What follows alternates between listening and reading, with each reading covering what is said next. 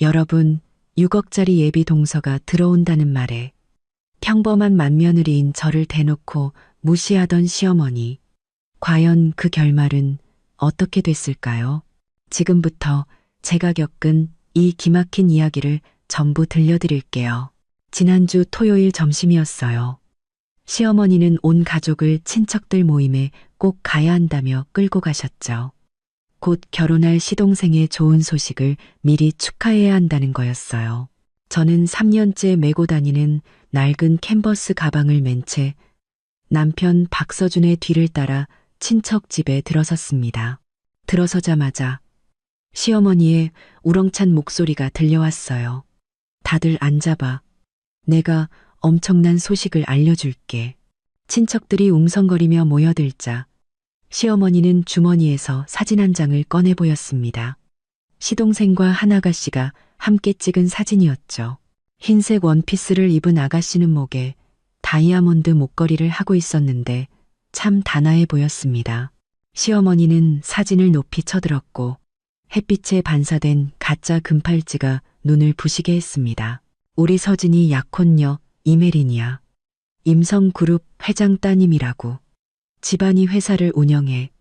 한 친척이 다가와 사진을 보며 말했어요. 어머, 아가씨가 참 예쁘네. 그래서 예단이랑 집은 얘기 다 됐어요? 그 말을 듣자 시어머니의 얼굴이 환해졌습니다. 무릎을 탁 치며 말했죠. 그럼 다 됐지. 결혼 자금으로 6억을 해온다잖아. 6억. 우리 서진이 이제 강남에 큰 아파트도 사고 외제차도 몰고 우리 집안이 드디어 허리 좀 펴게 됐다고. 친척들은 모두 감탄했습니다. 세상에 6억이라니. 너무 많은 거 아니에요? 영자씨 정말 복 받았네. 둘째 아들이 이렇게 좋은 댁며느리를 얻다니. 시어머니는 입이 귀에 걸릴 듯 웃다가 갑자기 저를 쳐다보며 표정을 싹 바꿨습니다. 우리 큰며느리 서연이랑은 다르지.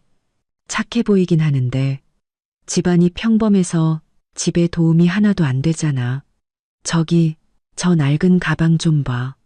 옷 입는 것도 촌스럽고 혜린이랑 비교하면 한참 멀었지. 모든 친척들의 시선이 제게로 쏠렸습니다. 저는 찻잔을 쥔 손에 힘을 주었고 손끝이 하얗게 질렸습니다. 남편 박서준이 재빨리 상황을 수습하려 나섰죠. 어머니, 서연 씨 좋은 사람이에요. 직장도 안정적이고 집안일도 잘 돕잖아요. 돕긴 뭘 도와.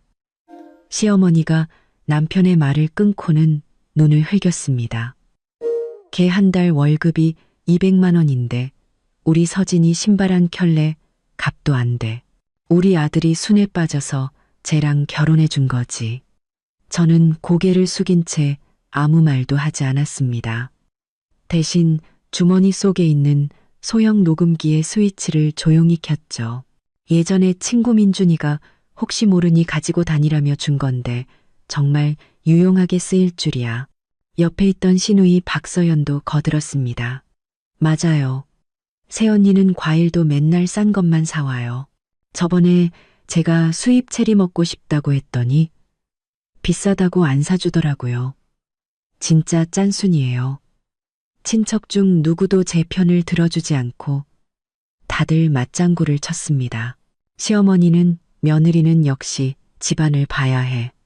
우리 서진이 결혼은 정말 대박이야 라며 의기양양했습니다. 저는 묵묵히 제 앞에 놓인 음식을 먹었지만 마치 모래를 씹는 것 같았습니다. 하지만 지금은 반격할 때가 아니라는 걸 잘 알고 있었습니다. 때가 되면 누가 정말 도움이 안 되는 사람인지 똑똑히 알게 해줄 테니까요. 모임이 끝날 무렵 시어머니는 또 제게 일을 시켰습니다. 다음 주 토요일에 혜린이네랑 상견례 할 거야. 서연이 너는 식당에 미리 가서 자리 좀 꾸며놓고 장 보고 음식 준비하는 것도 네가 다 해. 괜히 남들한테 우리 집 흉보이게 하지 말고. 저는 고개를 들고 담담하게 대답했습니다. 네, 알겠습니다. 시어머니는 만족스러운 듯 고개를 끄덕이더니 덧붙였습니다. 아, 그리고 내 이번 달 월급으로 최소 200만 원짜리 선물 준비해가. 우리 집이 짠해 보이게 할 순 없잖아.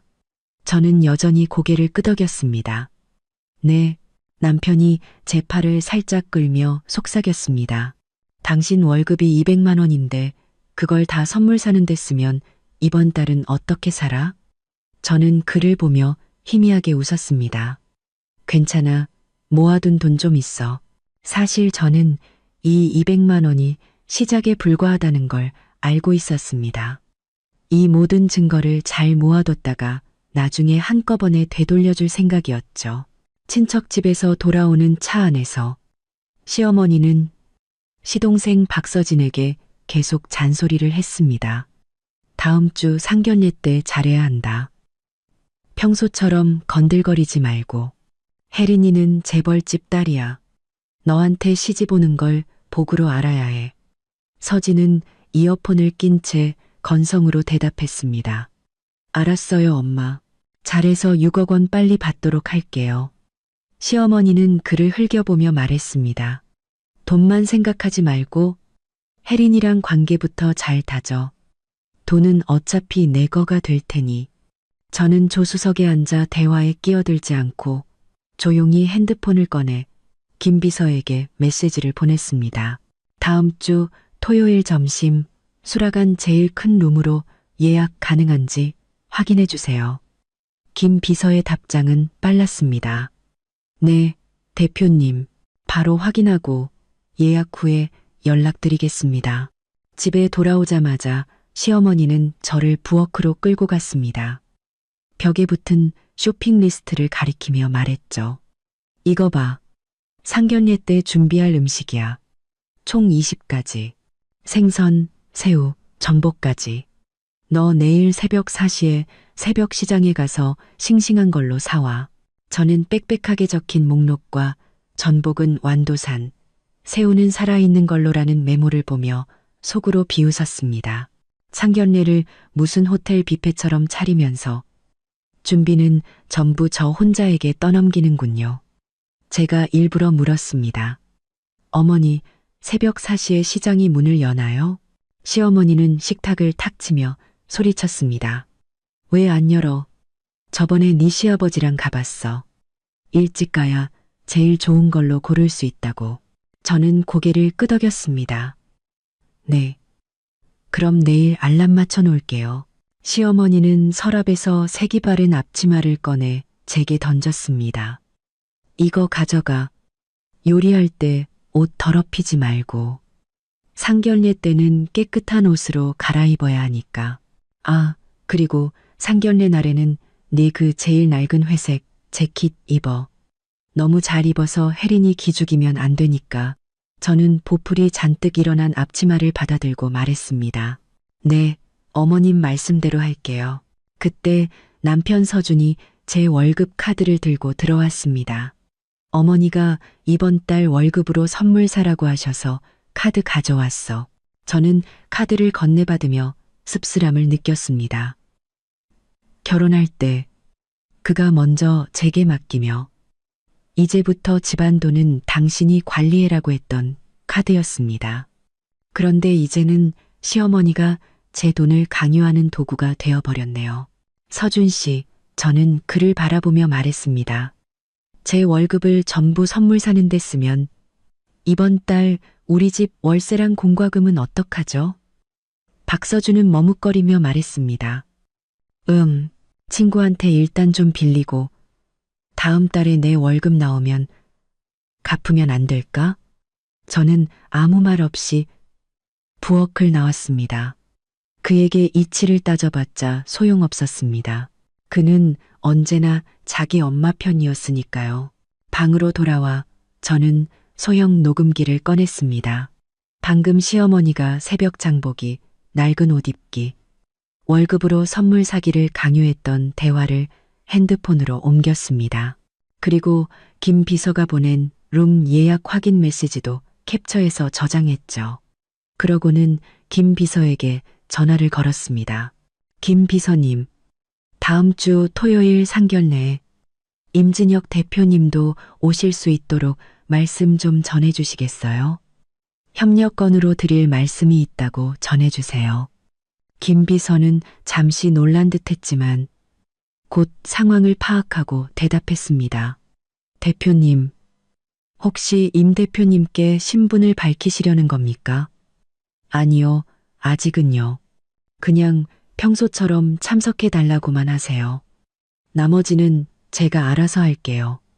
네, 대표님. 바로 연락드리겠습니다. 전화를 끊고 창밖 야경을 보며 마음을 다잡았습니다. 시어머니는 시동생의 결혼으로 인생 역전을 꿈꾸고 저를 마음대로 주무를 수 있는 사람이라고 생각하겠죠. 하지만 저를 괴롭힐수록 마지막에 더 크게 넘어지는 건 본인이라는 걸 곧 알게 될 겁니다. 다음 날 새벽 4시, 저는 정확히 일어나 낡은 캔버스 가방을 메고 새벽 시장으로 향했습니다. 아직 어두컴컴한 시장에는 드문드문 가게만 불을 켜고 있었습니다. 저는 시어머니의 목록대로 전복은 완도산으로, 새우는 살아있는 것으로, 생선은 가장 신선한 것으로 골랐습니다. 장을 다 보고 나니 양손 가득 든 비닐봉지가 너무 무거워 팔이 빠질 것 같았습니다. 집에 도착했을 때 시어머니는 아직 자고 있었습니다. 저는 부엌에 장 본 것을 내려놓고 정리를 시작했습니다. 막 식탁을 닦고 있을 때 시누이 박서연이 부스스한 얼굴로 부엌에 들어왔습니다. 제가 사온 것들을 보더니 입을 삐죽였습니다. 이렇게 많이 샀어요? 어차피 다 평범한 것들이라 돈은 얼마 안 들었겠네요. 저는 대꾸 없이 식탁만 닦았습니다. 그녀는 제게 다가와 말했습니다. 새언니, 다음 주 상견례 때 저번에 산 그 빨간색 립스틱 좀 빌려주면 안 돼요? 예뻐 보이던데. 제 것을 공짜로 쓰려는 속셈을 알았기에 저는 일부러 말했습니다. 아, 그거 다 써서 버렸는데. 박서연의 얼굴이 굳어지더니 짠순이. 빌려주기도 싫어요? 엄마가 왜 새언니 보고 구두쇠라고 하는지 알겠네. 하고는 휙 돌아서 가버렸습니다. 저는 그 뒷모습을 보며 냉소했습니다. 다음 주 상견례에서 진짜 짠순이가 누군지, 제 꾀에 제가 넘어가는 게 뭔지 똑똑히 보여줄 테니까요. 시어머니가 6억 원을 자랑한 다음 날 오후였습니다. 시동생이 갑자기 밖에서 뛰어들어왔습니다. 핸드폰을 쥔 손이 덜덜 떨리고 있었죠. 엄마, 혜린이 어머니가 이번 주 토요일에 우리 집이랑 만나재요. 우리가 자주 가는 그 한정식집 큰 방으로 잡으래요. 부엌에서 나무를 다듬던 시어머니는 그 말을 듣자마자 손에 든 시금치를 바닥에 떨어뜨렸습니다. 손을 닦으며 거실로 달려나와 시동생의 핸드폰을 낚아챘죠. 진짜야? 어디 읽어봐. 또 뭐라고 하셨는데. 시동생은 화면을 가리키며 읽었습니다. 어머님, 안녕하세요. 혜린 엄마 조민서입니다. 이번 주 토요일 낮 12시에 수라간 큰 방에서 아이들 결혼 문제로 뵙고 싶습니다. 괜찮으실까요?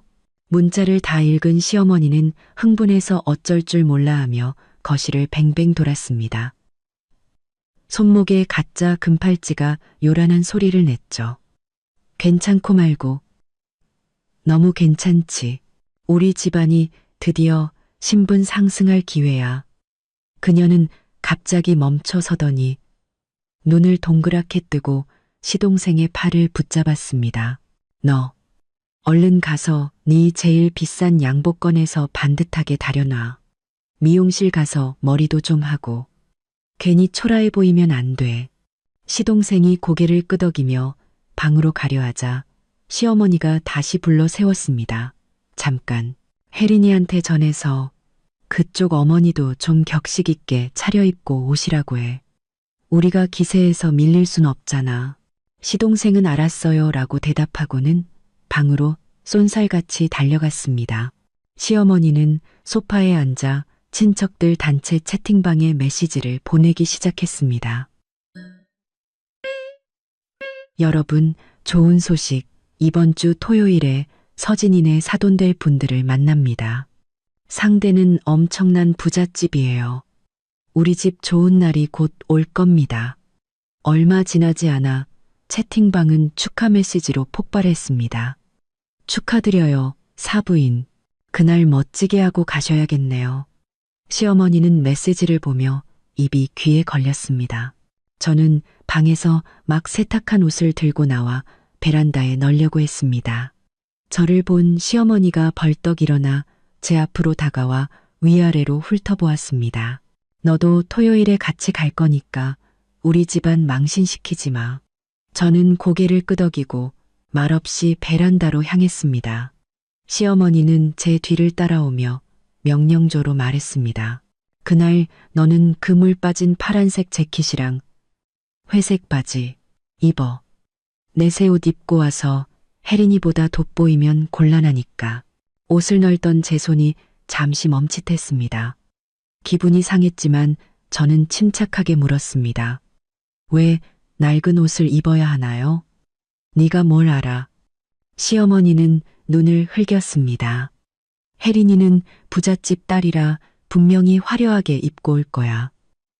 네가 너무 잘 차려입으면 걔랑 비교하는 것처럼 보이잖아.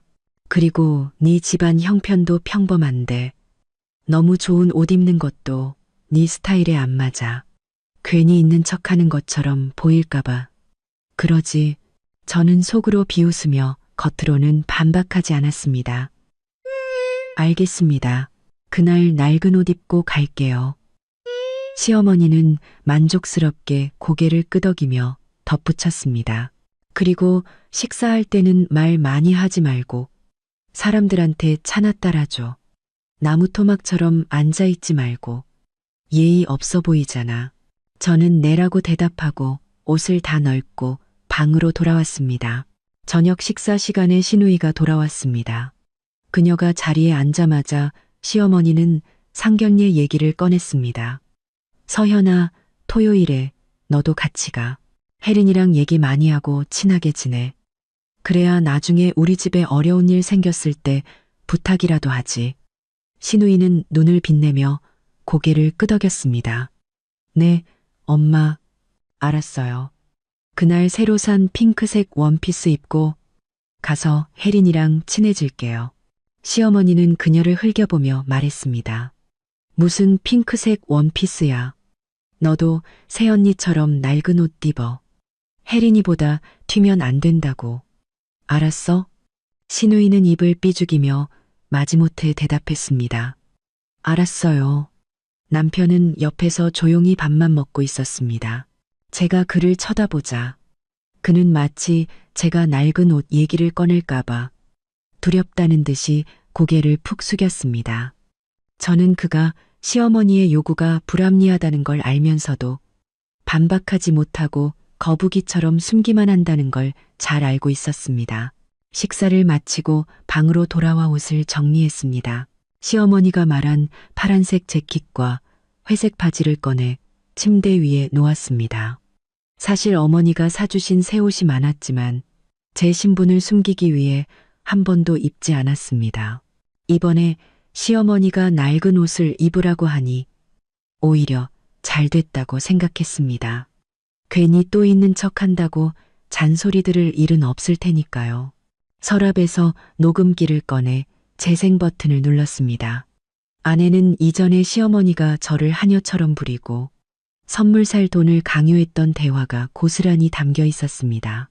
잠시 듣다가 녹음기를 다시 서랍에 넣었습니다. 이것들은 모두 나중에 유용하게 쓰일 증거였습니다. 저는 침대에 누워 생각했습니다. 토요일 상견례는 분명히 아주 재미있을 겁니다.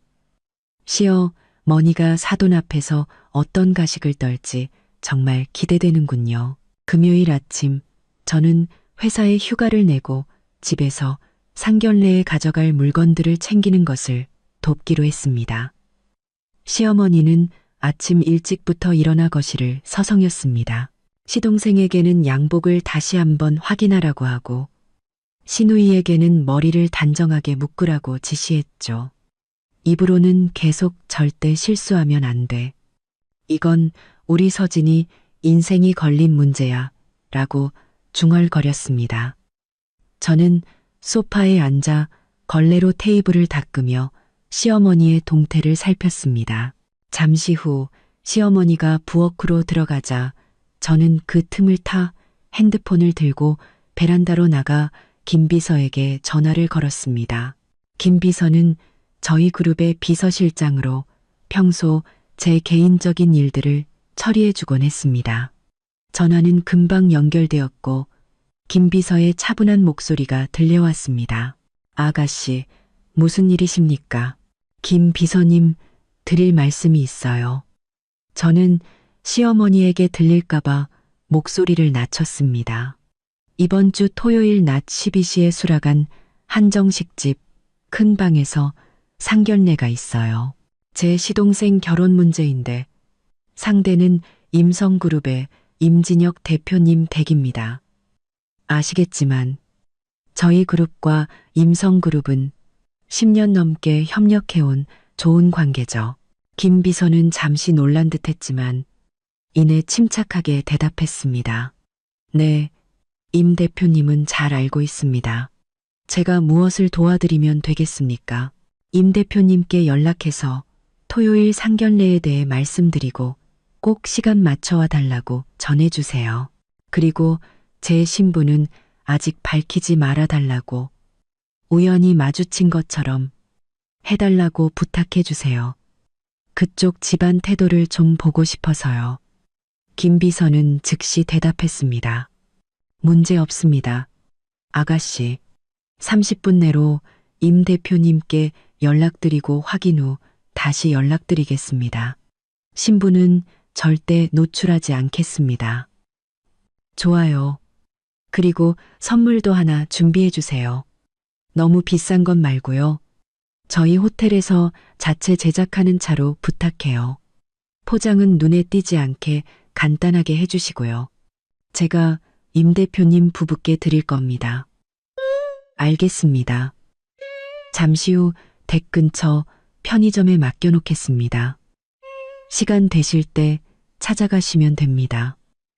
아무도 모르게 처리하겠습니다. 전화를 끊고 베란다에 서서 잠시 한숨을 돌렸습니다.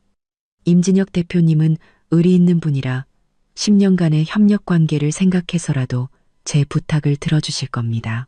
그를 상견례에 부른 것은 첫째는 박 씨 집안의 진짜 모습을 보여주기 위함이고 둘째는 혹시라도 시어머니가 선을 넘을 경우 제 편이 되어줄 든든한 지원군이 필요했기 때문입니다. 거실로 돌아오니 부엌에서 나온 시어머니가 저를 보고 미간을 찌푸리며 물었습니다. 너 방금 베란다에서 누구랑 그렇게 오래 통화한 거야? 저는 핸드폰을 주머니에 넣으며 웃으며 말했습니다. 회사 동료요. 토요일에 휴가 내야 한다고 얘기 좀 하느라고요. 시어머니는 입을 삐죽이며 더는 묻지 않고 다시 시동생에게 잔소리를 시작했습니다. 너 임 대표님 부부 만나면 꼭 예의 바르게 행동하고 술도 많이 따라드려. 벙어리처럼 있지 말고 알았어? 시동생은 긴장한 듯 손을 떨며 고개를 끄덕였습니다.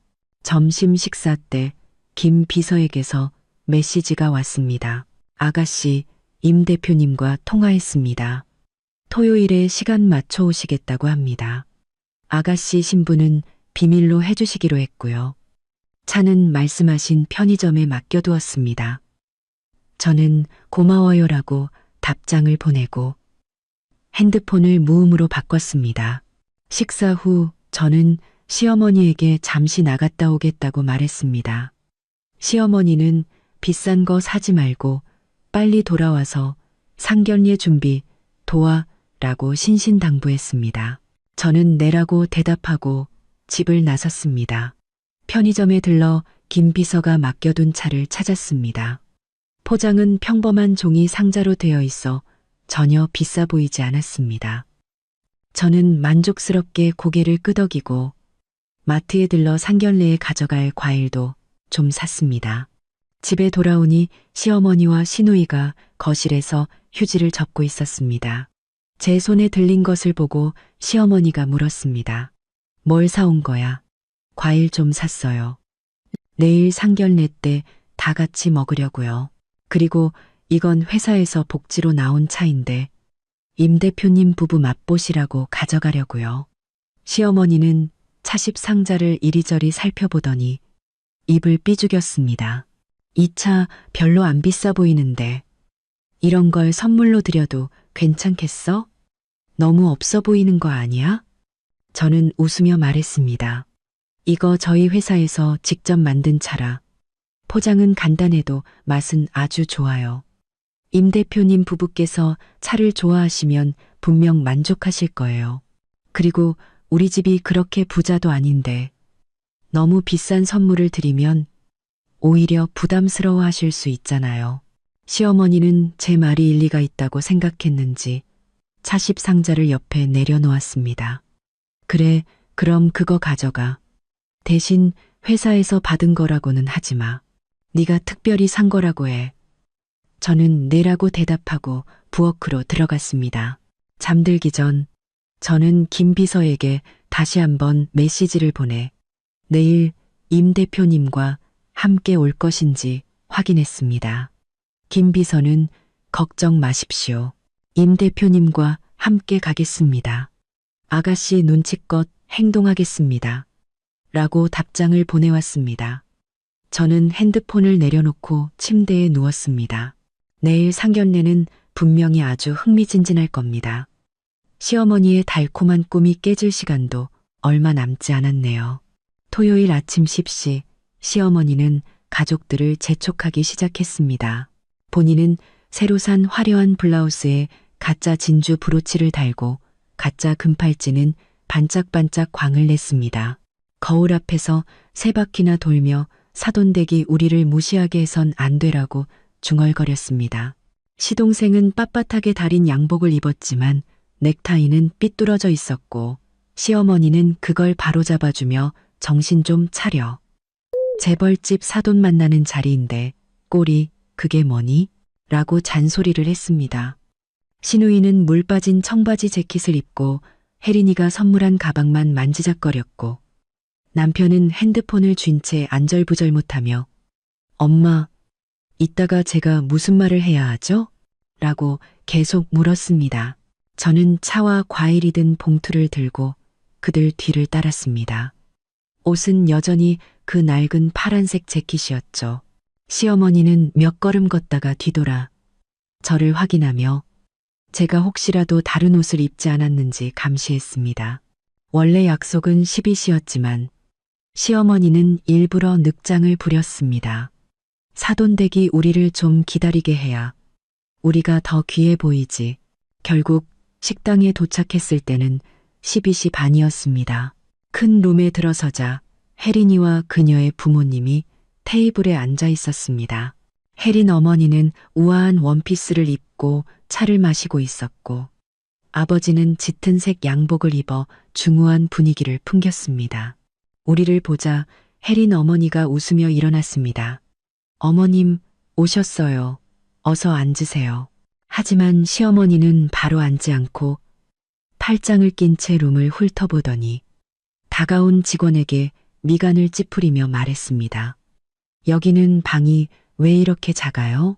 식탁보에는 얼룩도 있고 당장 새 걸로 바꿔요. 직원은 연신 고개를 숙이며 죄송합니다. 바로 교체해드리겠습니다. 라고 말했습니다. 직원이 식탁보를 바꾸고 나서야 시어머니는 의자에 앉아 가방을 등받이에 걸쳤습니다. 그리고는 임 대표 부부를 향해 말했죠. 정말 죄송합니다. 길이 좀 막혀서 늦었네요.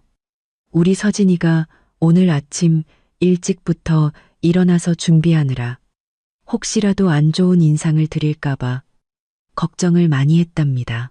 시동생은 얼굴이 새빨개진 채 고개를 끄덕였지만 한마디도 하지 못했습니다. 혜린이가 웃으며 차를 건넸습니다. 괜찮아요, 어머님. 저희도 온 지 얼마 안 됐어요. 음식이 나오자마자 시어머니는 술병을 들어 임 대표에게 술을 따랐습니다. 그리고는 자랑스럽게 말했죠. 대표님, 우리 서진이가 정말 착한 아이입니다. 지금은 아직 직장이 없지만 머리가 좋아서 장래가 아주 촉망돼요. 혜린이가 시집 오면 절대 고생시키지 않을 겁니다. 임 대표는 술잔을 들고 희미하게 웃을 뿐 말이 없었습니다. 혜린 어머니가 젓가락을 내려놓으며 조용히 말했습니다. 아이들이 서로 좋아하는 게 가장 중요하죠. 앞으로의 인생은 두 사람이 만들어가는 거니까요. 시어머니는 그 말의 속뜻을 알아채지 못하고 계속했습니다. 물론이죠. 그래도 우리 서진이가 혜린이를 고생시킬 순 없죠. 나중에 주실 결혼 자금은 저희가 잘 모아뒀다가 두 사람 집 살 때 보태주겠습니다. 이 말이 나오자 테이블의 분위기는 순식간에 어색해졌습니다.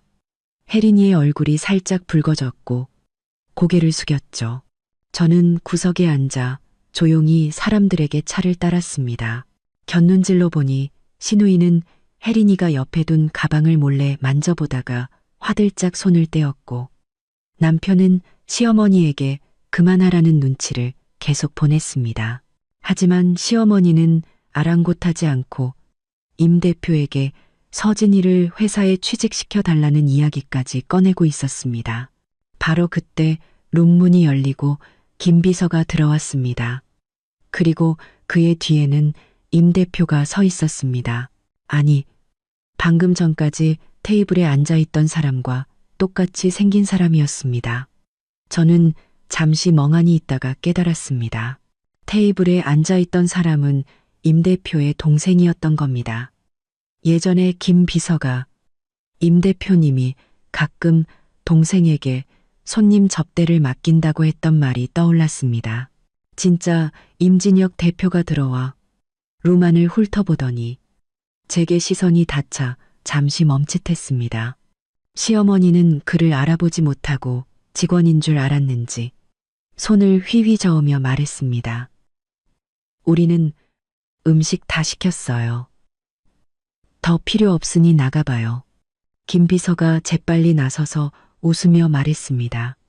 이분은 임성그룹의 임진혁 대표님이십니다.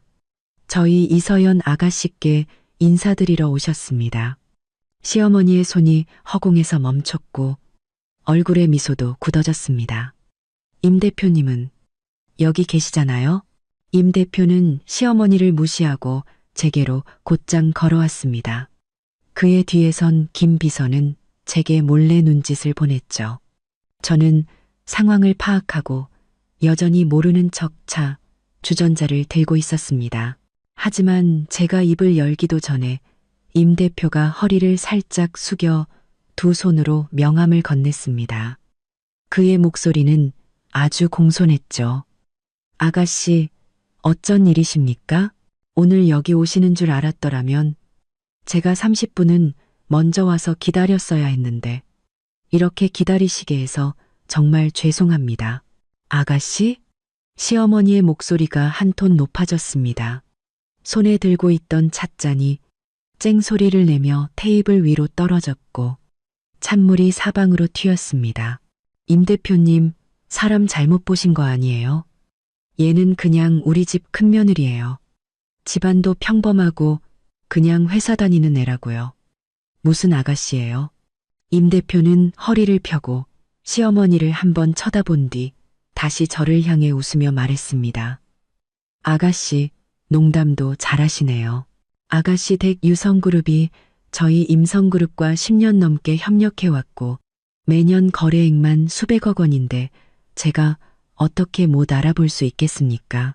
지난번 저희 호텔에서 열린 협력의 밤 행사에서도 올해 사업 계획에 대해 아가씨와 직접 이야기 나누지 않았습니까? 잊으셨나요?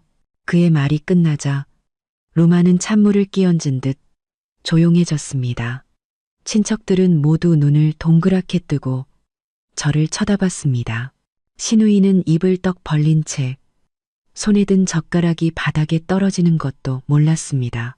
시동생의 얼굴은 붉은색에서 하얀색으로 변했고 의자에 얼어붙은 듯 앉아 있었습니다. 시어머니는 몇 초간 멍하니 있다가 벌떡 일어나 저를 손가락으로 가리키며 소리쳤습니다. 너 사기쳤어. 네 부모님 그냥 평범하게 장사한다고 했잖아. 어떻게 임 대표님이랑 사업을 해? 우리를 일부러 속인 거지. 저는 찻주전자를 내려놓고 임 대표가 준 명함을 테이블 위에 놓으며 침착하게 말했습니다. 속인 적 없어요. 저희 부모님이 사업하시는 건 맞지만 구체적으로 무슨 일을 하시는지는 말씀드린 적 없을 뿐이에요.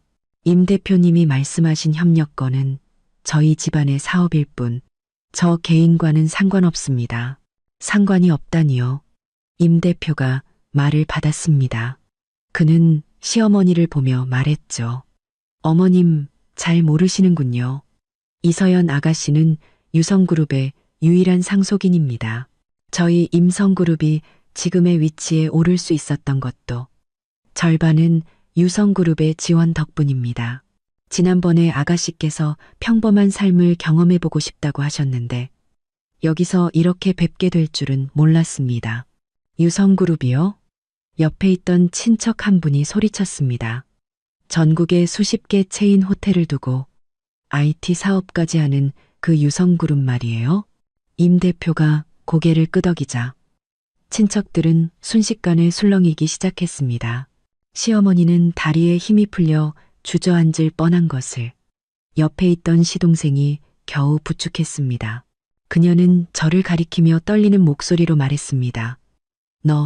너 재벌 2세였어? 왜 진작 말 안 했어? 일부러 우리 망신 주려고 그런 거지? 저는 테이블 위에 차십 상자를 열어 임 대표에게 건넸습니다. 대표님, 저희 호텔에서 직접 만든 차입니다. 한번 맛보세요. 미리 말씀드리지 못한 건 혹시라도 폐가 될까봐 그랬습니다. 괜히 거름하시게 했네요. 임 대표는 차십을 받으며 웃었습니다. 아가씨, 너무 겸손하십니다. 이 정도 일은 아무것도 아닙니다.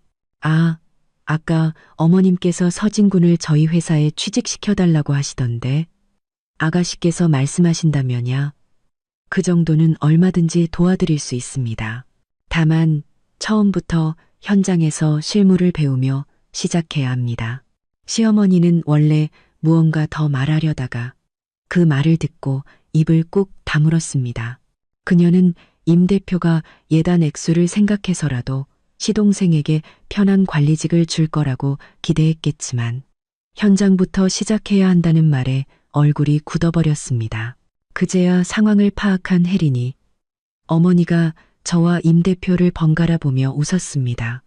어머, 서연 씨가 유성그룹 상속인이었군요. 정말 신뢰가 많았습니다. 혜린이가 서진 군과 친구 소개로 만났다고 들었는데 이렇게 인연이 닿을 줄은 몰랐네요. 신우이가 시어머니의 옷소매를 잡아당기며 속삭였습니다. 엄마, 새언니가 저렇게 부자였다니. 우리 저번에 낡은 옷 입으라고 했는데 어떻게. 시어머니는 그녀를 매섭게 쏘아봤지만 대꾸할 기운도 없는지 의자에 주저앉아 손도 대지 않은 음식만 멍하니 바라봤습니다. 그제야 남편이 제게 다가와 손을 비비며 말했습니다. 서연아, 너 어떻게 나한테 한마디도 안 할 수가 있어? 우리 부부잖아. 왜 나를 속였어? 저는 그를 쳐다보며 가방을 들고 일어섰습니다. 속인 적 없어. 당신이 묻지 않았을 뿐이야. 그리고 제 집안 배경이 어떻든 우리 결혼 생활과는 상관없다고 생각했어. 예전에 내가 당신과 어떻게 살았든 앞으로도 똑같이 살 생각이었는데 아무래도 당신 네 가족은 생각이 다른가 보네. 임 대표가 시계를 보더니 저희 가족과 혜린이네 가족을 향해 말했습니다. 저는 회의가 있어서 이만 가보겠습니다. 서연 아가씨 도움이 필요하시면 언제든 연락 주십시오. 혜린 양, 서진 군과의 결혼에 대해 다른 생각이 있다면 저에게 말씀해 주셔도 좋습니다. 그 말을 남기고 임 대표와 김 비서는 자리를 떴습니다. 루마는 죽은 듯 조용했습니다. 시어머니가 갑자기 테이블을 치며 울기 시작했습니다. 내가 무슨 죄를 지어서 겨우 좋은 집안이랑 사돈맨나 했더니 진짜 부자는 우리 집 며느리였어. 임 대표님 앞에서 이게 무슨 망신이야. 시어머니는 테이블을 치며 울부짖었고 눈물과 콧물이 범벅이 되었습니다. 블라우스에 달려있던 가짜 진주 브로치는 비뚤어져 더욱 우스꽝스러워 보였습니다. 옆에 있던 친척들은 아무도 그녀를 위로하지 않았습니다. 오히려 몇몇은 몰래 핸드폰을 꺼내 테이블 위에 차십 상자와 저를 찍기 시작했죠. 아까 임 대표가 유성그룹 호텔에서 만든 차라고 했으니 기념이라도 남기고 싶었나 봅니다. 혜린 어머니가 혜린의 손을 가볍게 두드리며 부드럽게 말했습니다. 혜린아, 우리 일단 진정하자. 어른들 난처하게 해드리면 안 돼. 혜린은 고개를 끄덕였지만 더 이상 시동생을 쳐다보지 않았습니다. 그저 원피스의 단추를 만지작거리는 그녀의 눈에는 실망감이 가득했습니다. 김비서는 아직 가지 않고 룸 입구에 서서 제가 괜찮은지 살피는 듯 했습니다. 저는 그에게 괜찮다는 의미로 고개를 살짝 끄덕여 보이고 여전히 울고 있는 시어머니에게 다가가 침착하게 말했습니다. 어머니, 그만 우세요. 남들이 보면 웃겠어요. 웃어? 시어머니가 벌떡 고개를 들었습니다. 눈은 새빨갛게 충혈되어 있었죠. 지금 온 세상 사람들이 우리 집을 비웃고 있다고. 나는 부잣집 딸 만나서 6억 원 받을 생각에 들떠 있었는데 진짜 재벌은 내 며느리였어. 내가 너한테 낡은 옷 입으라고 하고 이것저것 시키고 내 체면이 뭐가 되냐고. 옆에 있던 친척 아주머니가 다가와 웃으며 상황을 수습하려 했습니다. 영자 씨, 이게 다 복이지. 서연이처럼 좋은 아이가 과시하지도 않고 얼마나 효심이 깊어. 돈 좀 있다고 거들먹거리는 애들보다 훨씬 낫지. 그 말은 저를 칭찬하는 척했지만 실은 시어머니에게 더 이상 소란 피우지 말라는 경고였습니다. 이제 제가 유성그룹의 상속인이라는 걸 알았으니 저를 건드려 좋을 게 없다는 뜻이었죠. 시어머니는 그 말의 속뜻을 알아듣고 울음소리를 줄였습니다. 훌쩍이며 말했죠. 내가 일부러 서연이를 괴롭히려던 게 아니라 그냥 집안이 평범하니까 며느리로서의 도리를 좀 가르치려고 했던 것뿐이야. 도리요? 저는 찻주전자를 들어 제 잔에 차를 따랐습니다. 뜨거운 김이 제 표정을 가렸습니다. 상견례 장보기부터 음식 준비까지 전부 저에게 떠넘기시고 제 월급으로 200만 원짜리 선물을 사라고 하시고 혜린 씨 기죽인다고 낡은 옷을 입으라고 하신 게 어머님이 말씀하시는 도리인가요? 그 말이 나오자 친척들은 모두 의심의 눈초리로 시어머니를 쳐다봤습니다. 예전에 시어머니는 서연이가 자발적으로 돕는다고 말했었는데 이제 보니 강요였다는 걸 알게 된 거죠. 신우이는 황급히 고개를 숙여 머리를 정리하는 척했습니다. 그날 신우이도 이왕이면 비싼 선물 사서 혜린이네한테 잘 보여야 한다며 부추겼었거든요. 남편이 손을 비비며 제 옆으로 다가와 속삭였습니다.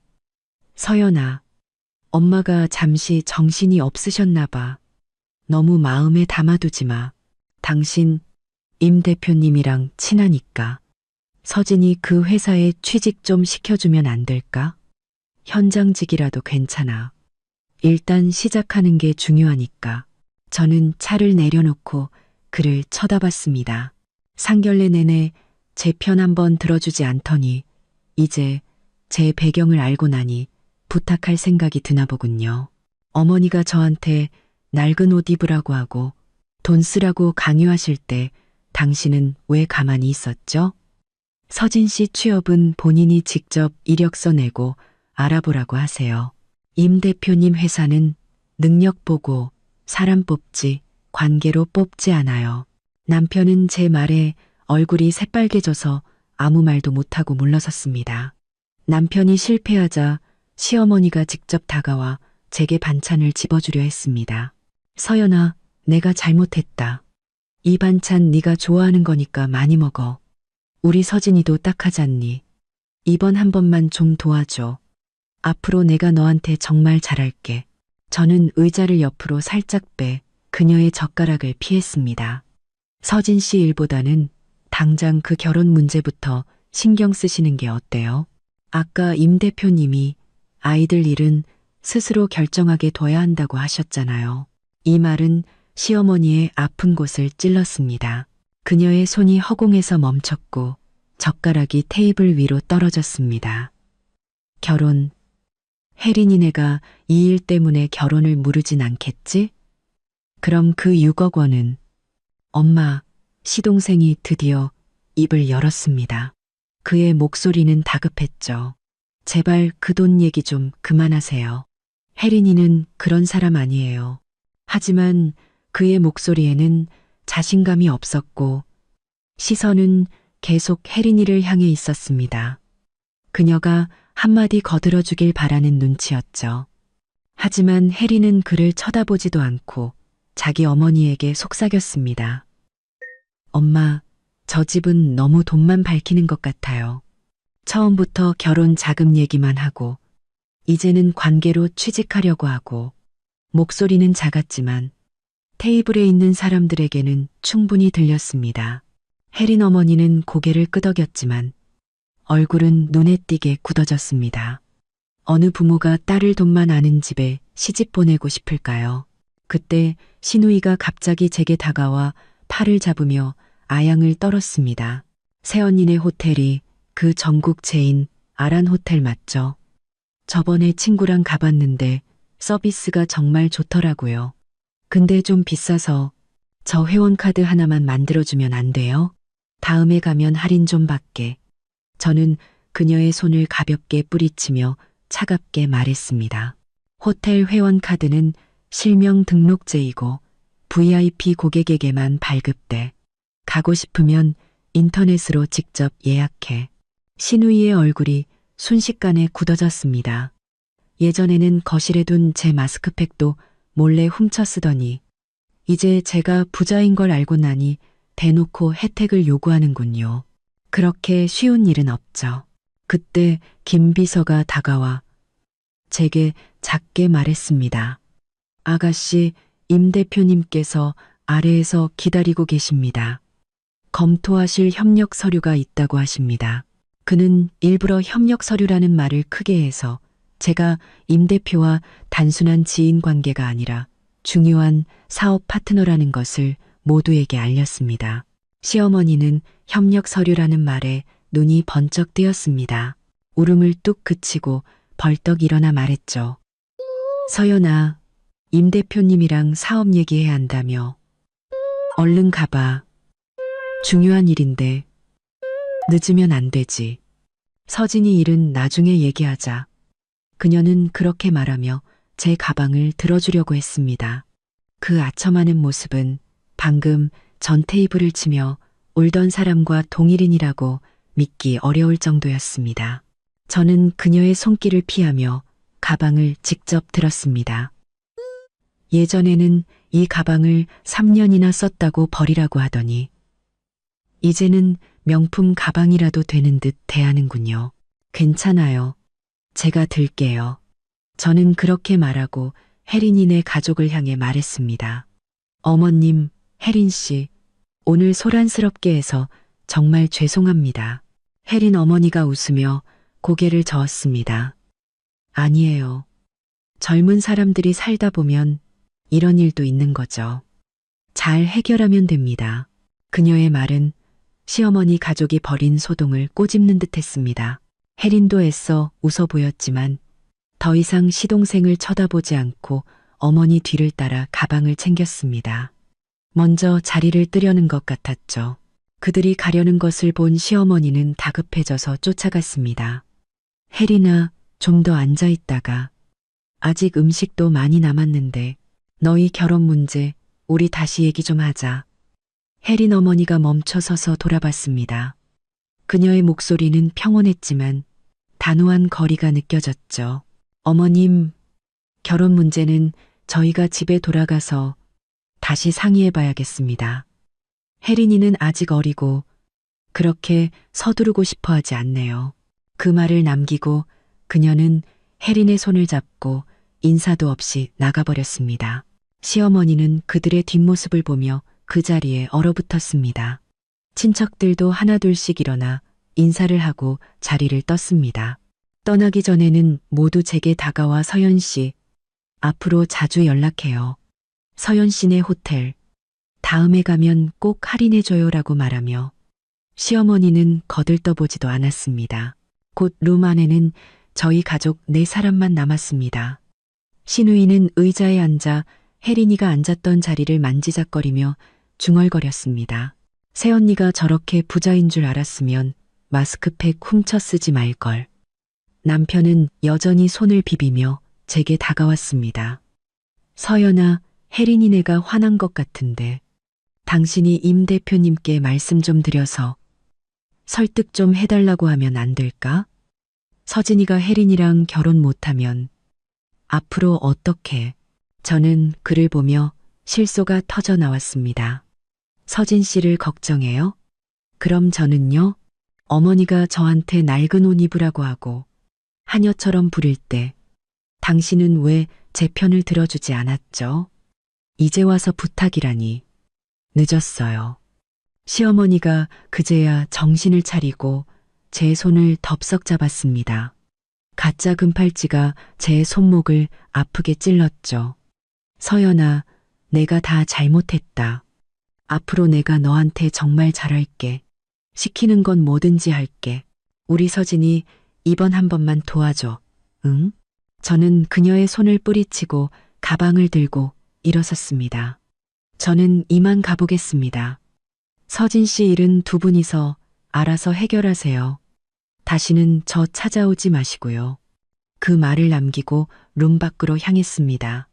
등 뒤로 시어머니의 울음소리와 남편의 만류하는 소리가 들려왔지만 저는 돌아보지 않았습니다. 시어머니가 낡은 옷을 입으라며 6억 원을 자랑하던 그날부터 저는 이미 이 집을 제 집이라고 생각하지 않았으니까요. 건물 아래로 내려오니 임 대표의 차가 아직 기다리고 있었습니다. 김 비서가 차 문을 열어주었고 임 대표가 웃으며 말했습니다. 서연 아가씨, 괜히 마음고생 하셨네요. 아까는 혹시라도 제가 말을 보태면 더 곤란해지실까봐 참았습니다. 차에 올라타며 저는 한숨을 돌렸습니다. 아닙니다, 대표님. 오늘 와주셔서 정말 감사해요. 혜린이 좀 잘 챙겨주세요. 박씨 집안 때문에 상처받지 않게요. 임 대표가 고개를 끄덕였습니다. 걱정 마십시오. 혜린이는 착한 아이고 혜린이 어머니도 현명한 분이라 절대 손해보게 두지 않을 겁니다. 아, 그리고 아가씨 시동생 말입니다만 제가 비서시켜서 좀 알아봤는데 직장은커녕 매일 집에서 게임만 하고 인터넷 대출도 500만 원이나 있더군요. 혜린이네가 이 사실을 알면 이 결혼은 어차피 안 될 일이었습니다. 저는 잠시 놀랐습니다. 시동생에게 대출까지 있을 줄은 몰랐네요. 시어머니는 매일같이 그가 장래가 촉망된다고 자랑했었는데 전부 거짓말이었던 겁니다. 그런 사실까지 알려주셔서 감사합니다. 이제 박씨 집안일에는 더 이상 관여하지 않겠습니다. 임 대표는 더 이상 묻지 않고 기사에게 저희 집으로 가달라고 말했습니다.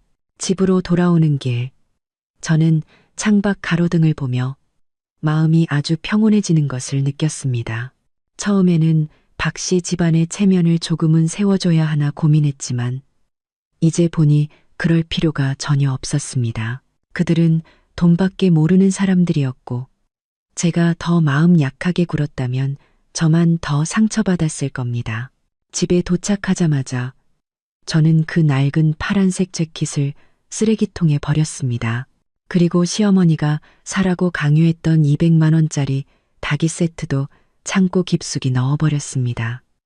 오늘부터 저는 박씨 집안과 어떤 연관도 맺고 싶지 않았습니다. 그동안 받았던 서름, 이제부터 하나씩 전부 되돌려 받을 겁니다. 친척들의 수군거림이 파도처럼 밀려왔고 바닥에 주저앉은 시어머니의 귀는 윙윙거렸습니다.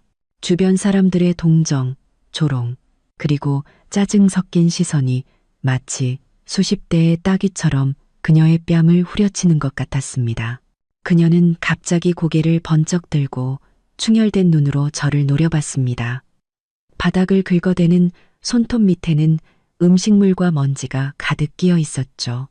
이 사기꾼 같은 게 네가 일부러 그런 거지. 시어머니는 꼬리 밟힌 고양이처럼 날카롭게 소리쳤습니다. 네가 우리 서진이 부잣집 딸이랑 결혼하는 거 알고 일부러 신분 속인 거잖아. 나 망신 주려고, 내 아들 결혼 망치려고. 너 도대체 무슨 속셈이야. 그녀는 소리치며 갑자기 일어나 제게 달려들었습니다. 그 순간 손목에 있던 가짜 금팔찌가 쨍그랑 소리를 내며 바닥에 떨어져 테이블 다리 밑으로 굴러갔습니다. 플라스틱 연결고리가 부러져 더 이상 찰 수 없게 되었죠. 옆에 있던 친척 아주머니가 재빨리 시어머니의 팔을 붙잡았습니다. 영자 씨, 진정해. 말로 해. 말로. 말로 하긴 뭘 해. 이 여자랑 할 말 없어. 시어머니는 발버둥치며 아주머니의 손을 뿌리치려 했습니다. 땀에 젖은 얼굴에 머리카락이 어지럽게 달라붙었고 블라우스에 달려있던 가짜 진주 브로치마저 떨어져 기름진 음식 접시 속으로 빠져버렸습니다. 저건 완전 여우야. 결혼 2년 동안 우리를 싹 속이고 내가 바보같이 6억 원 자랑하는 걸 보면서 얼마나 비웃었겠어. 신우이는 바닥에 떨어진 가짜 금팔찌와 음식 접시, 속브로치를 보며 눈시울을 붉혔지만 감히 나서서 말리지는 못하고 작게 중얼거렸습니다. 엄마, 그만해요. 임 대표님 아직 멀리 안 가셨을 거예요. 가든 말든 무슨 상관이야. 시어머니는 신우이를 매섭게 쏘아붙였습니다. 오늘 내가 저 여자한테서 사과받지 않으면 내 성을 간다. 제 아들 결혼을 망치고 우리 집안의 앞날을 망쳤어. 내가 가만 안 둬. 남편이 허둥지둥 달려와 손을 비비며 난처한 얼굴로 저를 봤습니다.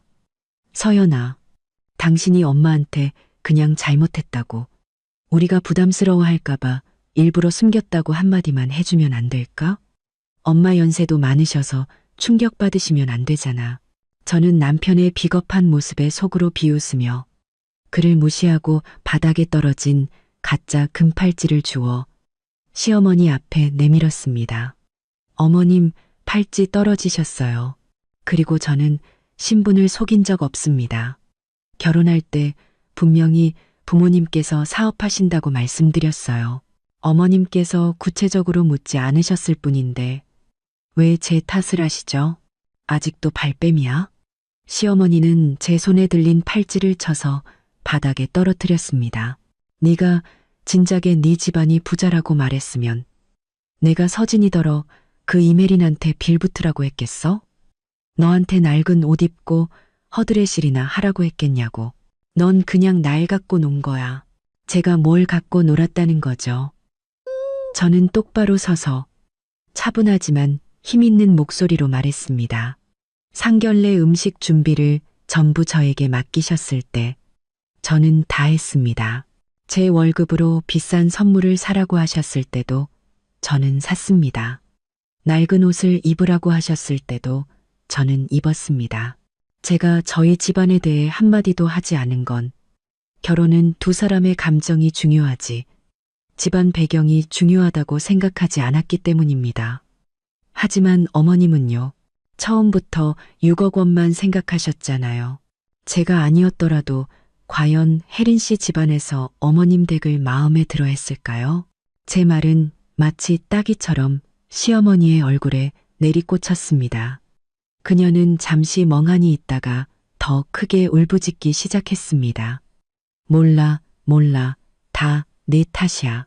네가 신분만 안 속였어도 우리 서진이 결혼이 이렇게 되진 않았어. 내 아들 결혼 물어내. 우리 집안의 미래를 물어내라고. 옆에 있던 친척들이 더는 참지 못하고 한마디씩 거들었습니다. 영자 씨, 그건 아니지. 서연 씨는 잘못한 거 없어. 당신이 너무 돈만 밝힌 거야. 맞아. 서연 씨 정도면 정말 착한 며느리지. 그렇게 부려먹어도 싫은 소리 한 번 안 했는데 이제 와서 왜 애를 잡아. 혜린 어머니 조민서는 미간을 찌푸린 채 혜린의 손을 잡고 서 있었습니다. 이소란이 지긋지긋하다는 표정이었죠. 시동생은 옆에 서서 얼굴이 하얗게 질린 채 아무 말도 못하고 있었습니다. 친척들이 모두 제 편을 들자 시어머니는 더 서럽게 울었지만 아무도 동정하지 않았습니다. 친척 아주머니가 한숨을 쉬며 시어머니의 팔을 잡아 끌었습니다. 영자 씨, 그만하고 일어나. 사람들 다 보는데 이게 무슨 망신이야. 집에 가서 얘기해. 안 일어나. 오늘 여기서 저 여자랑 끝장을 볼 거야. 시어머니는 바닥에 주저앉아 떼를 썼습니다. 아주머니는 어쩔 수 없이 다른 친척과 함께 시어머니의 양팔을 붙잡아 억지로 일으켜 세웠습니다. 시어머니는 끌려 일어나면서도 제게 달려들려 하며 소리쳤습니다. 너 도망갈 생각 마. 오늘 나한테 사과 안 하면 내가 네 회사까지 쫓아가서 네가 얼마나 여우 같은 년인지 다 소문낼 거야. 저는 가방에서 핸드폰을 꺼내 재생 버튼을 눌렀습니다. 이전에 녹음해 두었던 시어머니가 제게 선물을 강요하고 낡은 옷을 입으라고 했던 대화가 선명하게 흘러나왔습니다. 너 최소 200만 원짜리 선물 사와야 해. 안 그러면 상견례에 올 생각도 마. 그날 너는 그물 빠진 파란색 재킷 입어. 혜린이보다 튀면 안 돼. 녹음이 재생되자 소란스럽던 공간이 순간 조용해졌습니다. 시어머니의 울음소리가 멎었고 그녀의 얼굴은 분노에서 당황으로 바뀌었습니다. 너 그걸 녹음했어? 처음부터 날 해치려고 작정한 거지? 해치려던 게 아닙니다. 저는 녹음을 끄고 핸드폰을 가방에 넣었습니다. 혹시 모를 오해에 대비해 증거를 남겨뒀을 뿐이에요. 지금 보니 정말 유용하게 쓰이네요. 계속 소란 피우시거나 저희 회사에 찾아오셔도 막지는 않겠습니다. 다만 그때 이 녹음이 더 많은 사람에게 알려지면 망신당하는 건 제가 아닐 겁니다. 시어머니는 저와 주변 사람들의 싸늘한 시선을 번갈아 보더니 갑자기 힘이 빠진 듯 친척 아주머니에게 기댔습니다. 끝났어. 다 끝났어. 서진이 결혼도 끝나고 우리 집 좋은 날도 다 끝났어. 그때 혜린 어머니가 자리에서 일어나며 말했습니다. 저희는 이만 가보겠습니다. 더 이상 여기 있을 이유가 없네요. 혜린도 말없이 어머니를 따라 룸을 나갔습니다. 시동생이 그들을 따라가려 했지만 시어머니가 그의 팔을 붙잡았습니다. 가지마. 저 사람들이 너랑 결혼하기 싫다는데 가서 뭘 더 망신을 당해. 시동생은 그 자리에 주저앉아 두 손으로 머리를 감싸 쥔 채 어깨를 들썩이며 울기 시작했습니다. 식당에서 나왔을 때는 이미 해가 져 어둑어둑했습니다. 시어머니는 남편과 친척, 아주머니에게 양쪽으로 부축당한 채 여전히 중얼거렸습니다. 왜 결혼을 안 해? 우리 집이 돈 없는 거 알고 무시하는 거잖아. 우리 서연이가 재벌인 줄 알았으면 저것들이 아주 달려들었을 텐데. 시누이는 손에 흙 묻은 가짜 진주 브로치를 쥔 채 눈이 빨개져 있었고 시동생은 빳빳하던 양복이 구겨진 채 고개를 푹 숙이고 걸었습니다. 저는 그들 뒤를 따랐습니다. 길가에는 김비서의 차가 서 있었죠. 그가 제게 다가와 물었습니다. 김비서의 차가 서 있었죠. 아가씨, 댁까지 모셔다 드릴까요? 저는 고개를 저었습니다. 아니요, 잠시만요. 바로 그때 검은색 세단 한 대가 우리 옆에 멈춰 섰습니다. 차창이 내려가고 혜린 어머니의 얼굴이 나타났습니다. 그녀는 손에 작은 빨간색 상자를 들고 단호한 목소리로 말했습니다. 서진군, 이리 와요. 돌려줄 게 있어요. 시동생이 천천히 다가가자 혜린 어머니는 상자를 열었습니다. 안에는 작은 다이아몬드가 밝힌 백금 반지가 있었습니다. 시동생이 예전에 100만 원 넘게 주고 산 약혼 반지였죠. 그때 시어머니는 6억 원에 비하면 너무 초라하다며 타박했었습니다. 이 결혼 없던 걸로 하겠어요. 혜린 어머니는 시동생에게 상자를 내밀며 실망 가득한 눈으로 말했습니다. 저희 집이 대단한 부자는 아니지만 돈을 이렇게 중요하게 생각하지는 않습니다. 처음에는 혜린이가 좋아하고 서진 군 인품만 좋으면 된다고 생각했어요. 하지만 오늘 어머님 태도를 보니 도저히 제 딸을 이 집에 보낼 수가 없겠네요. 시동생은 차마 상자를 받지 못하고 울먹였습니다. 어머님, 제발 한 번만 기회를 더 주세요. 저희 엄마가 잠시 실수하신 거예요. 제가 앞으로 혜린이한테 정말 잘할게요. 실수요. 혜린 어머니가 냉소했습니다. 상견례에 일부러 늦고 직원에게 갑질하고 처음부터 끝까지 돈 얘기만 하는 게 실수라고요? 그건 본성이에요. 서진 군이 정말 책임감 있는 남자였다면 그때 어머니를 말렸어야죠. 하지만 당신은 고개만 숙이고 있었잖아요. 그런 남자에게 어떻게 제 딸을 맡깁니까? 검은색 세단은 천천히 떠나갔습니다. 시동생은 반지 상자를 쥔 채 그 자리에 서서 눈물만 뚝뚝 흘렸습니다. 시어머니는 차를 쫓아가며 소리쳤습니다. 당신들 그냥 가면 어떡해. 6억 원 준다더니 이게 우리를 갖고 노는 거야. 그녀는 몇 걸음 쫓아가다 다리에 힘이 풀려 주저앉아 바닥을 치며 울기 시작했습니다. 내 팔자야. 겨우 아들 부잣집에 장가 보내나 했더니 다 저 재수 없는 것 때문이야. 그녀는 고개를 들어 저를 증오의 찬 눈으로 쏘아봤습니다. 남편이 손을 비비며 제게 다가왔습니다. 서연아, 당신이 임 대표님한테 말 좀 잘해서 혜린이네 좀 설득해주면 안 될까? 당신네 집안이랑 친하잖아. 저는 기가 차서 웃음만 나왔습니다. 제가 왜요? 결혼이 깨진 건 당신 어머니 탓이지. 제 탓도 임 대표님 탓도 아니에요. 그리고 제가 말한다고 해서 그분들이 마음을 돌릴 것 같아요? 남편은 아무 말도 못하고 고개를 숙였습니다. 집으로 돌아왔을 때는 밤 8시가 넘었습니다. 거실 불은 꺼져 있었고 시어머니는 들어오자마자 테이블 위에 유리컵을 바닥에 쓸어버렸습니다. 다 너 때문이야. 이 재수없는 것. 그녀는 어둠 속에서 소리치며 불을 켰습니다. 네가 신분만 안 속였어도 우리 서진이 결혼이 깨졌겠어? 6억 원이 날아갔겠냐고? 저는 신발장 위에 차십 상자를 내려놓고 그녀의 히스테리를 조용히 지켜봤습니다. 신우이는 겁을 먹고 뒤로 물러서며 엄마, 진정하세요 라고 말했지만 시어머니는 제게 손가락질하며 박서준, 너 이리 와. 오늘 당장 저 여자랑 이혼 안 하면 내가 죽어버릴 거야. 라고 소리쳤습니다. 남편의 얼굴이 하얗게 질렸습니다. 그는 시어머니와 저를 번갈아 보며 어쩔 줄 몰라 했죠. 저는 소파에 앉아 침착하게 말했습니다. 어머니, 이혼 좋아요. 대신 조건이 있어요. 지난 2년간 제가 이 집에 쓴 돈, 서진 씨 양복값 50만 원, 상견례 예약금 100만 원, 그리고 매달 드린 용돈까지 총 700만 원 전부 돌려주세요. 그리고 어머님이 저를 정신적으로 괴롭힌 것에 대한 위자료 300만 원도 주셔야겠어요. 위자료?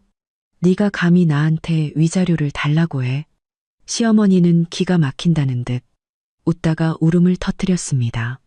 내 아들 결혼을 망친 주제에 남편은 서연아, 위자료는 좀 그렇잖아. 우리 그냥 좋게 헤어지자라며 저를 설득하려 했습니다. 좋게요? 저는 차갑게 웃으며 핸드폰을 꺼내 녹음 파일을 재생하고 시어머니가 6억 받으면 쫓아내라고 말했던 채팅 캡처를 보여주었습니다. 이게 당신 어머니가 말하는 좋은 마음인가요? 남편은 증거 앞에서 아무 말도 못하고 그저 엄마가 잠시 실수하신 거야 라는 말만 반복했습니다. 시어머니는 제 핸드폰을 빼앗아 부수려고 달려들었고 저는 그녀를 막다가 밀쳐져 의자에 부딪혔습니다. 시어머니가 바닥에 주저앉아 박서준, 저 여자랑 이혼 안 하면 내가 죽는다. 고 울부짖자 남편은 결국 무너졌습니다. 엄마, 제발 이러지 마세요. 이혼할게요. 하면 되잖아요. 저는 마지막 남은 미련마저 사라지는 것을 느끼며 일어섰습니다. 좋아요. 당신이 결정했으니 내 조건대로 하죠. 3일 안에 빚진 돈 700만 원과 위자료 300만 원, 총 0만 원을 준비하세요. 그리고 우리 이혼 서류에 도장 찍죠. 만약 약속을 어기면 바로 소송 들어갈 겁니다. 제 단호한 태도와 소송하면 집안 망신이라는 시누이와 시동생의 설득에 시어머니는 결국 반박을 멈추고 주저앉아 울기만 했습니다. 저는 그 혼란스러운 집을 뒤로하고 나왔습니다. 그리고 곧장 김 비서에게 전화해 이혼 전문 변호사를 알아봐 달라고 부탁했죠.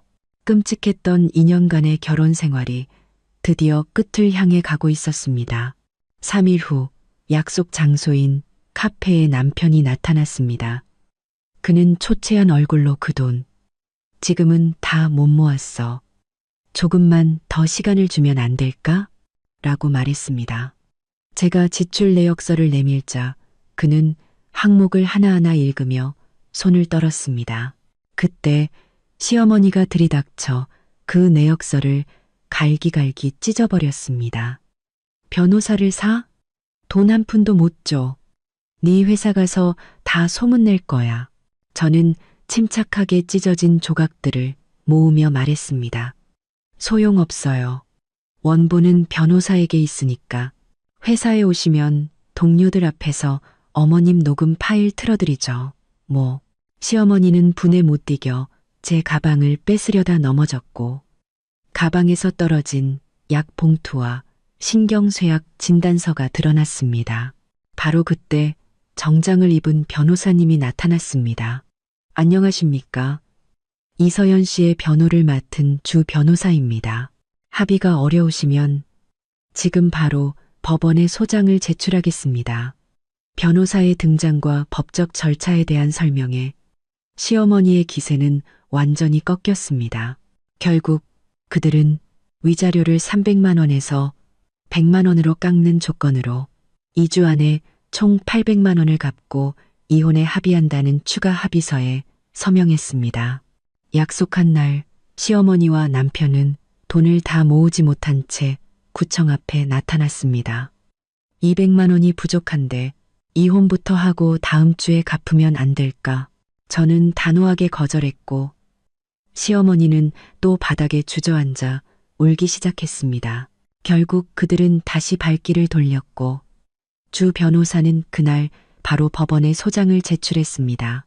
보름 후 열린 재판에서 시어머니는 저 며느리가 재벌인 걸 숨기고 우리를 속였다고 주장했지만 주 변호사가 제출한 녹음 파일과 증거들 앞에서 그 주장은 힘을 잃었습니다. 법원은 결국 저희의 이혼을 선고했고 박 씨 일가에게 800만 원과 소송 비용 전액을 제게 지급하라고 판결했습니다. 나중에 듣기로 그들은 가짜 금팔찌를 5만 원에 팔고 시동생은 약혼 반지를 30만 원에 팔고 여기저기 돈을 빌려 겨우 돈을 마련했다고 합니다. 그 후로 저는 그들을 본 적이 없습니다. 다만 들려오는 소식에 의하면 시동생은 결혼 사기꾼이라는 소문 때문에 취직을 못해 공사장에서 일하고 시어머니는 화병으로 입원해 얼마 안 남은 돈마저 다 써버렸다고 합니다. 남편은 회사에서 조롱거리가 되었고 시누이는 마트 계산원으로 일하며 힘겹게 생계를 꾸리고 있었습니다. 저는 이혼 후 저희 그룹 본사에서 일을 배우기 시작했습니다. 처음에는 서툴렀지만 김 비서와 동료들의 도움으로 빠르게 적응해 나갔습니다. 그리고 엄마와 함께 시골 마을에 작은 도서관을 지어주는 봉사활동도 시작했죠. 아이들이 새 책을 보며 기뻐하는 모습을 볼 때 저는 돈으로는 살 수 없는 진정한 행복을 느꼈습니다. 얼마 전 저는 회사에서 작은 강연을 열어 제 경험을 공유했습니다. 결혼은 사람만 보는 것이 아니라 그 사람의 가정도 함께 보는 것이라는 것. 부당한 대우에는 침묵하지 말고 스스로를 지켜야 한다는 것을요. 이제 저는 더 이상 과거에 얽매이지 않습니다. 일과 봉사, 그리고 사랑하는 가족과 함께하는 지금 이 순간이 제게는 가장 소중합니다. 혹시 지금 힘든 시간을 보내고 있는 분이 있다면 이 말을 꼭 해주고 싶어요. 인생은 쓰디쓴 차와 같지만 참고 견디다 보면 분명 달콤한 순간이 찾아온다고요. 그러니 절대 포기하지 마세요. 당신은 충분히 강하고 당신만의 행복을 찾을 자격이 있습니다.